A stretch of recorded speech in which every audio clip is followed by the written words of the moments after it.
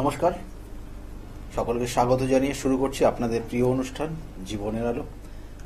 দেখুন, আমরা পুরাণ তথ্যে বিভিন্ন ক্ষেত্রে বিভিন্ন ধরনের দেবতা এবং অসুরদের বিভিন্ন কাহিনী আমরা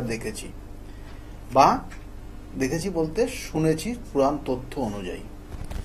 এবং সেক্ষেত্রে কখনো দেখা যাচ্ছে যে অসুররা এমনটাই শক্তিশালী হয়ে গেছিল, কখনো কখনো দেবতাদের উপর অত্যাচার করেছে, কখনো কখনো সেই অত্যাচারের কারণ শেষ পর্যন্ত তারা সমস্ত দেবতারাই সম্মিলিত হয়ে কখনো কখনো কৈলাসে সেই শিব এবং মাতা পার্বতীর কাছে গেছে এবং সেখান থেকে কোনো একটা সুরাহা পেয়েছেন তারা। এবং এটা আমরা শিবতত্ত্বের বিভিন্ন যে কাহিনীগুলো রয়েছে সেখানেও কিন্তু সেটাই দেখি। কখনো কখনো আদ্যাশক্তি মা সেখানে তার সন্তানদের উদ্দেশ্যে সকল দেবতাদেরকে পাশে রেখে তাদের দুঃখ কষ্টকে উন্মোচন করার চেষ্টা করেছে। কখনো সেখানে মা দুর্গার অবস্থান হয়েছে, কখনো কখনো আমরা দেখি যে মাতা চণ্ডিকা অর্থাৎ মাতা চামুণ্ডার রূপ ধারণ করেছেন কখনো। তাহলে এই যে বিভিন্ন রূপ, কখনো মাতা কৌশিকী মা হয়েছেন, তাহলে এগুলো সেই রূপ ধারণ করে সেই আদ্যাশক্তি মা কিন্তু তার সন্তানদেরকে রক্ষা করেছেন। কারণ এই অসুররাও কিন্তু ভীষণভাবে বলবান ছিল, কারণ তারাও কিন্তু যথেষ্ট তপস্যা করে সেই শক্তি অর্জনও করেছে। কখনো কখনো তারা শিবের থেকে বর পেয়েছেন, কখনো কখনো তারা দেখা যায় যে বিভিন্ন ক্ষেত্রে ব্রহ্মার থেকে বর পাচ্ছেন এবং সেই ব্রহ্মার বরে বলিয়ান হচ্ছেন, কখনো শিবের বলে বলিয়ান হচ্ছেন এবং সেই অত্যাচারটা শুরু করছেন তাদেরকেই, অর্থাৎ সেই দেবতাদের উপরই সেই অত্যাচার শুরু করছে। কারণ তাদের মধ্যে একটা জেদ কাজ করছে, তাদের মধ্যে একটা হিংসা এবং অহংকার কাজ করছে, যে অহংকার বলা হয় তার জীবনের পতন। সেই জন্য মানুষের মধ্যে যখন অহংকার আসে তখন জানবেন যে তার মধ্যে পতনও অনিবার্য।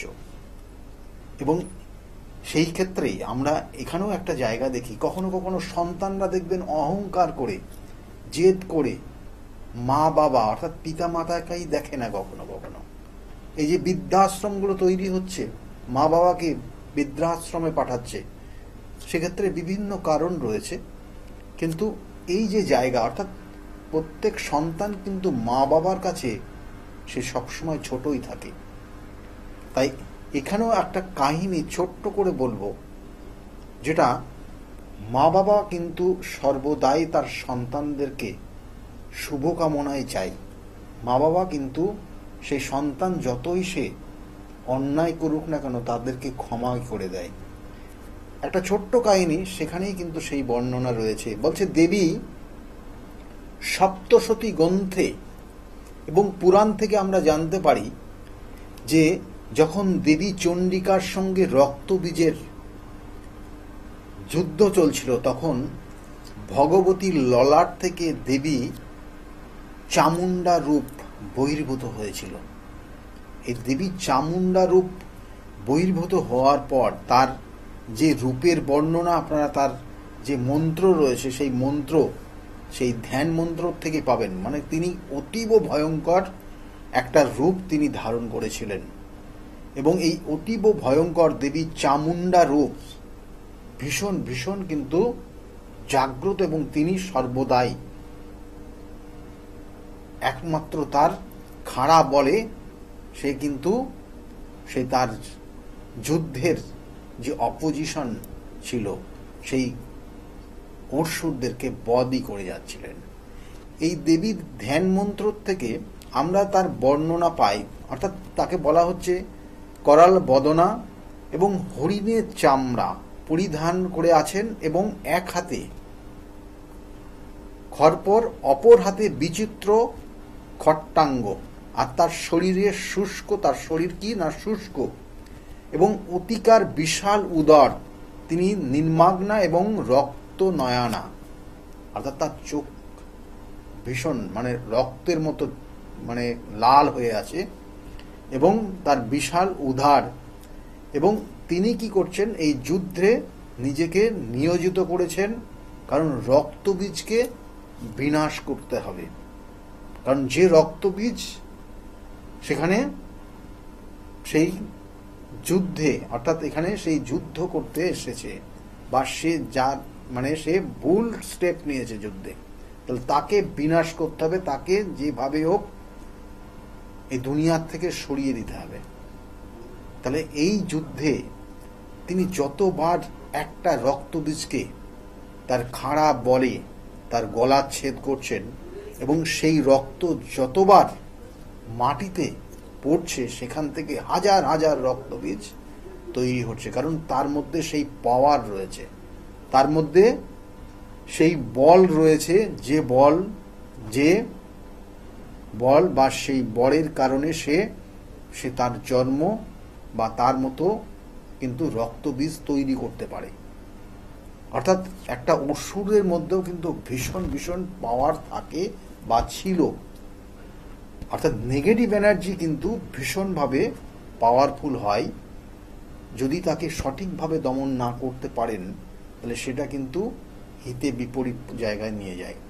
তাহলে সেটাই কিন্তু এখানে তার বর্ণনা দিয়েছে, বলা হচ্ছে যতবার রক্তবীজের গলা ছেদ করছে আর রক্ত যতবার পতিত হচ্ছে মাটিতে, ততবার সেখানে হাজার হাজার এক এক ফোঁটার থেকে হাজার হাজার রক্তবীজ তৈরি হচ্ছে। এবং সে সর্বদাই অর্থাৎ বলা হচ্ছে এই দেবী চামুন্ডা সে সর্বদাই সে কিন্তু সেটাই করে যাচ্ছে, ছেদ করে যাচ্ছে, গলার ছেদ করে যাচ্ছে, কিন্তু শেষে গিয়ে সে কিন্তু ওই গলা ছেদ করার পর তার যত রক্ত সেই রক্ত কিন্তু সে পান করতে শুরু করে দিয়েছে, অর্থাৎ যাতে রক্ত মাটিতে না পড়ে।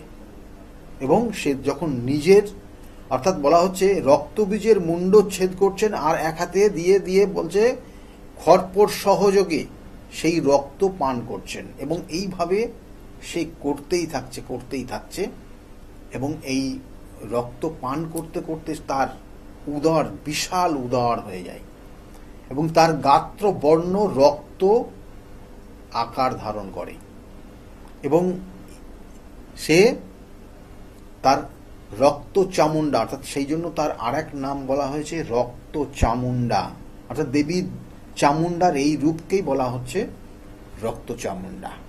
এবং এইভাবে সে যখন একটার পর একটার গলা ছেদ করছে এবং সেই রক্ত সে নিজে পান করতে শুরু করেছে, তখন সে খুব সতর্কতার সঙ্গে